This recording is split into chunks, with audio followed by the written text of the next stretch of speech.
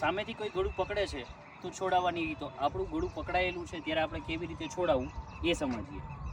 સામેથી બે હાથ વડે આપણું ગળું પકડાયેલું છે ત્યારે કેવી રીતે છોડાવવું. ફર્સ્ટ ટેકનિક, બંને હાથ સામે રાખવાના છે, આપણી હથેળી સામે આવવી જોઈએ. હથેળીને ઊંધી કરી એક્ઝેક્ટ કોણી પર મારવાની છે, એક્ઝેક્ટ કોણી પર પ્રેસ કરવાનું છે પાવરથી, જેથી એમને શરીરને વાઇબ્રેટ થશે, થોડો ધરસકો આવશે અને શરીર એમનો પકડ જે છે એ છૂટી જશે. સમજીએ. બંને હાથ સામે, હાથને ઊંધા કરી એક્ઝેક્ટ કોણી પર ધક્કો મારવાનો છે. કોણી પર ધક્કો મારશો એટલે એમના હાથની જે પકડ છે ગરદનની એ છૂટી જશે, તમારી ગરદન ફ્રી થઈ જશે. સેકન્ડ ટેકનિક, બંને હાથ મજબૂતાઈથી ઉપર લઈ એક્ઝેક્ટ કોણી પર પ્રેસ કરવાના છે. પ્રેસ કરશો એટલે હાથ એમના નીચે વહી જશે, તમારું ગરદન છૂટી જશે અને એમનું શરીર તમારી નજદીક આવી જશે, લોક થઈ જશે બંને હાથ. ફરીથી બંને હાથની મુઠ્ઠી વાળી એક્ઝેક્ટ કોણી પર નીચે પ્રેસ કરવાના છે. શરીર છે એમનું તમારી સાઈડ આવી જશે, તમારા શરીર અને હાથની વચ્ચે એમના હાથ લોક થઈ જશે. થર્ડ ટેકનિક, બંને હાથને ઉપરથી લઈ એમના અંગૂઠા પકડવાની ટ્રાય કરવાની છે. તમારી આંગળીઓ અને અંગૂઠા વડે એમના અંગૂઠા પકડી અંગૂઠા બહારની સાઈડ વાળવાના છે, એટલે ગરદન છૂટી જશે. ફરીથી ગરદન પકડાયેલી છે ત્યારે હાથને ઉપરથી લઈ એમના અંગૂઠા પકડવાની ટ્રાય કરવાની છે. અંગૂઠા પકડી તમારા શરીરથી અલગ કરી અંગૂઠો ઊંધી સાઈડ વાળવાનો પ્રયત્ન કરવાનો છે.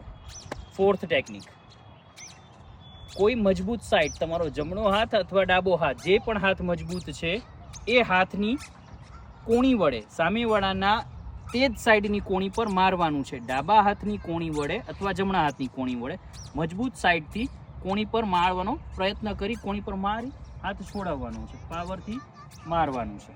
જે મજબૂત સાઈડ છે એ સાઈડથી મારી જમણા હાથને લોક કરી, જમણી સાઈડ મારી હાથને લોક કરવાનું છે. એમની એક્ઝેક્ટ કોણી પર ધક્કો આવશે એટલે પકડ છૂટી જશે, ગરદન તમારી છૂટી જશે. 6.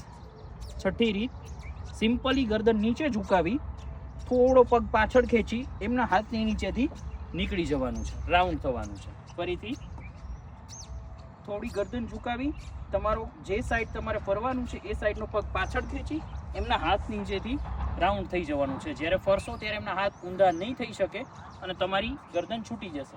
હજી એકવાર જોઈ લઈએ.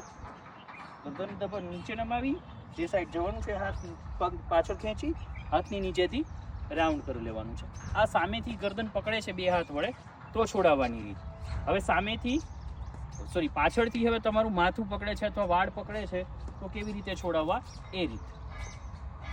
પાછળથી જ્યારે વાળ પકડાયેલા છે ત્યારે તમારે કેવી રીતે છોડાવવા એ સમજીએ. પાછળથી જ્યારે વાળ પકડાયેલા છે ત્યારે બંને હાથની એક મુઠ્ઠી બનાવી પાછળવાળાના હાથને લોક કરી જમણો પગ પાછળ અથવા ડાબો જે મજબૂત પગ છે એને પાછળ કરી સાઈડ પર ઝટકો મારવાનો છે. ઝટકો મારશો એટલે તમારી જે માથાનો ભાગ છે એ ખુલી જશે, એ નીકળી જશે, તમારું માથું ફ્રી થઈ જશે ને એમના હાથ લોક થઈ જશે.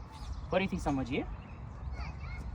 જ્યારે વાળ પકડાયેલા છે ત્યારે બંને હાથની એક મુઠ્ઠી વાળી લોક કરી જે સાઈડ તમારે જવાનું છે એ સાઈડનો પગ એમના પગની પાછળ રાખી ઝટકો મારવાનો છે. ઝટકો મારશો એટલે તમારા વાળ છૂટી જશે અને એમનો હાથ લોક થઈ જશે.